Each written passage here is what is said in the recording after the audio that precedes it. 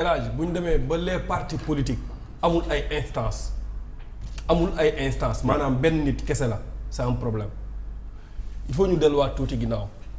bi ñuy am multipartisme au Sénégal peut-être je pense en 1974 par exemple bi ñuy am parti bi nga xamante ni moom moo njëkk constitué wu démocratiquement au Sénégal le parti démocratique Sénégal bu Abdoulaye Wade dafa épouser une idéologie donte Abdoulaye Wade ci école peut-être par exemple école bon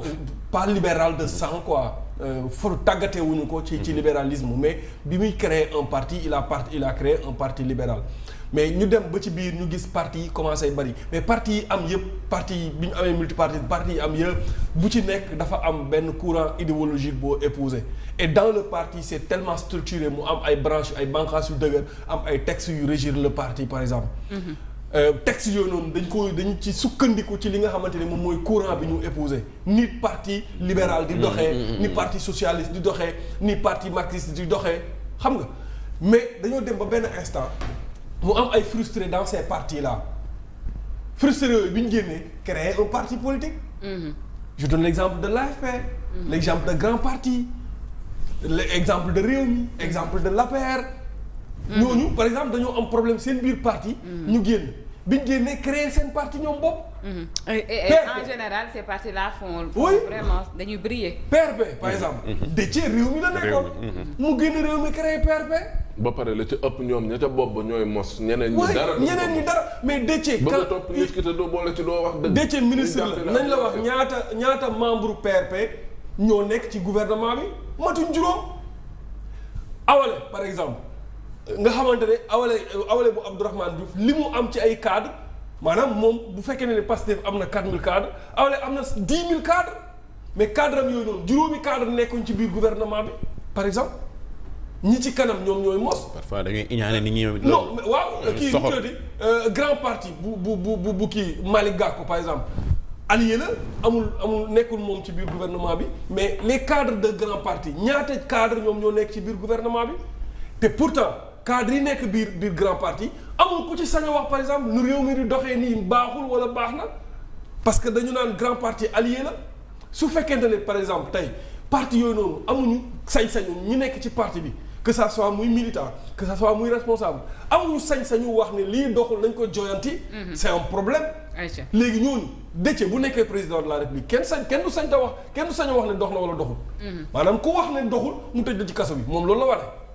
c'est un problème c'est de la dictature. mais fan nga war a waxee ni doxul. non fi nga ko war a waxee. mooy ci penc mi fan nga ko war a ci penc mi. ah mais boo demee à la télé ñu laaj la honnêtement ndax mu ngi dox mais mun nga ne doxul mais da ngay fen mais doo wax ne doxul doo wax ne mu ngi dox fekk doxul. te léegi munoo bàyyi kon Déthié te munoo bàyyi jàkkaarloog ñoom. bàyyi dem ci média yi. waaw man déedéet maanaam yow xam nga ni fi nga nekk doxul. waaw doo bàyyi doo fa jógee. lu doxul loo fay nekkee. non Ndiaga. doo bàyyi mën nga ne mbir mi doxul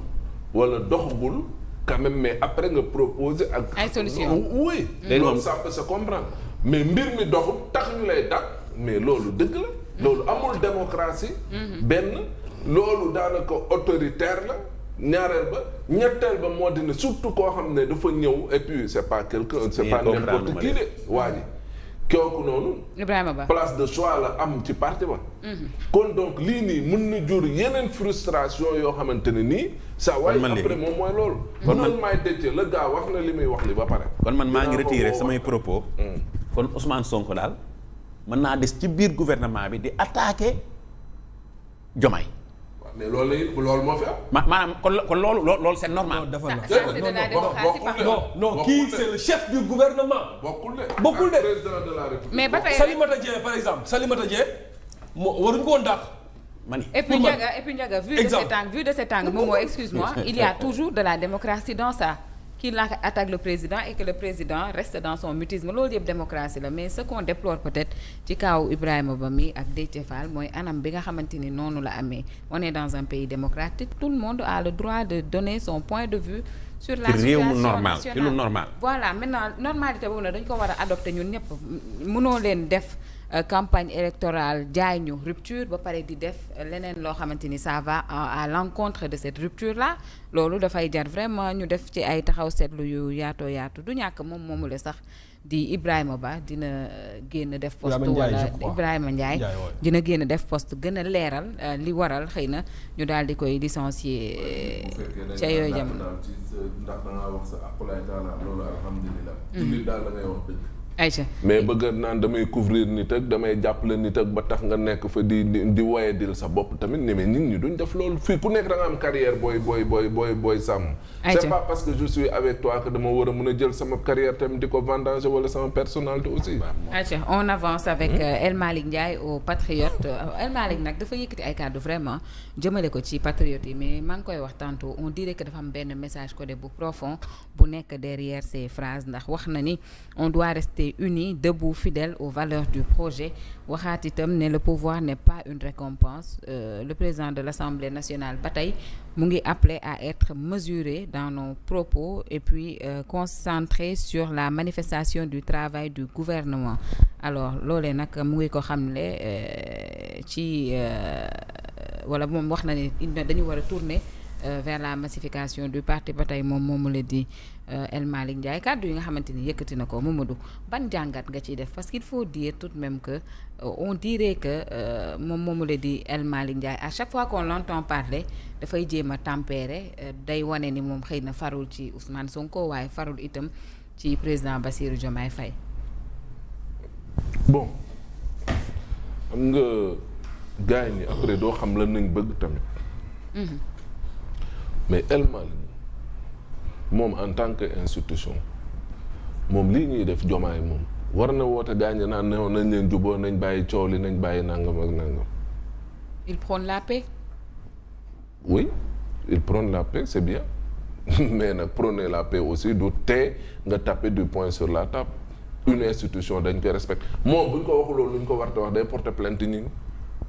ba ko Bassirou Fofana nee nañ def ko diffamer xaw ma daal diffamer l'institution ñoom seen ku def plainte ba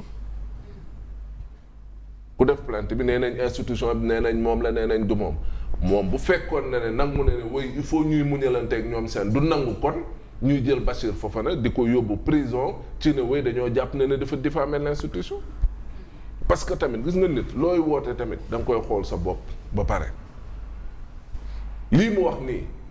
bu ko parti bi woote woon nangu ko alhamdulilah waaye dañ ko nangu ñoom subaa ngoon guddeeg bëccëg la ñu nekkee Pastef moom mooy songu Bassirou et il s'en cache pas wax ji kay xam nga moom mooy lan booy wax da nga leen naan sa waay yii ngeen di def amul njëriñ bàyyi leen di songu président de la république mënuñu fal kenn suñu biir ba pare di ko tuutal moom bu doon moom la moom du ko nangu kon donc am na nit ki nooy wax il faut nit ñi nga leen di tenir langage de vérité nañu mer nañ la bàyyi nañ fa jaaree supprimer sa numéro mais lay dëgg la nga dul nangu ñu wax ko Ousmane Sonko bu ko nangu ñu koy wax Bassirou Diomaye Faye. loolu jàpp nga ne il y a du faux dans ces dires là. non du ma ne il y a. c'est pas il devrait peut-être tenir un langage beaucoup plus honnête. Oui, de vérité loolu moom mooy dëgg. oui nañu dajaloo nañu kii nañu liggéey pour gouvernement bi nang mais liggéey balaa liggéey dafa am ni ko jiitu moom mooy waxante dëgg ba pare et waxante dëgg bi moom mooy yéen gars ñii di songu président arrêté leen seen li ngeen di def parce que boo leen fragiliser le président mais par ricochet da ngeen di fragiliser Ousmane man mii da ngeen may fragiliser te ñu ñëpp ay institution nañ jël Pastef moom jël nañ présidence moom dañ kaa non comme kayitu boyal ñoom nañ ko def seen yoon nekku ci kaye brouillon nañu def li nga xam ne moom mooy présidence de la république fonction boobu moom ñoom ca Macky nañ ko tàmbalee ba ci Bassirou mais nag nit en tant que institution booy wax il faut ngay wax ak kàddu yi nga xam ne moom moo war moom mooy gars yi seen lii ngeen nekkee ay mbirum caaxaan la dama bëgg ngeen arrêté ko Bassirou daa bokk ci ñun nekk kilifa réew mi bilan bi ñun ñëpp la engagé amul ma Samba amul ma Demba comme nag ñun ñëpp la engagé sawaay nañ ci def taxawaay bu war mu di wekk ko respecté ko pour ñeneen ñi wekk ko respecté ko mais boo bëggee ne wéy nañu dajaloo parti bi nañu góorgóorlu nañu tàppe xol yi nañu kii nangam ak nangam loolu kay bëgg nañ ko alhamdulilah booloo leen juboo leen mais tamit ci kaw waxante dëgg ak joxante cër mais li ci am moom mooy Ousmane moo existé bu dul Ousmane keneen existé wul moom sax ci boppam existé wul te mu nekk président de l'Assemblée nationale kon donc am na ci